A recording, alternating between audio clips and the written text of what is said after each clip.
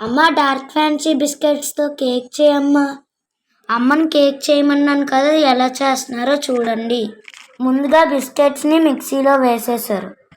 ఇప్పుడు బిస్కెట్స్ పౌడర్లో పాలేసి కలిపారు. ఇప్పుడు బేకింగ్ సోడా వేసి కలిపారు. ఇప్పుడు కలిపిన దాన్ని ఒక గిన్నెలో వేసేసారు. ఇప్పుడు టూటీ ఫ్రూటీల్ని ఇంకా కాజు నట్స్ని వేసుకున్నారు.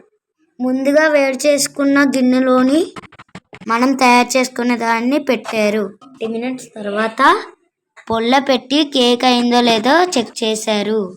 అంతే, కేక్ అయిపోయింది. నేను, మా అన్నయ్యలు, మా తమ్ముడు కేక్ కట్ చేసాము. కేక్ అయితే సూపర్గా వచ్చింది. మా అందరికీ చాలా బాగా నచ్చింది. అమ్మ చేసిన కేక్ నచ్చిందా మీకు? మా వీడియో వస్తే లైక్ చేయండి, షేర్ చేయండి, సబ్స్క్రైబ్ చేయండి. ఓకే, బాయ్ అండి. అమ్మ డార్క్ ఫ్యాన్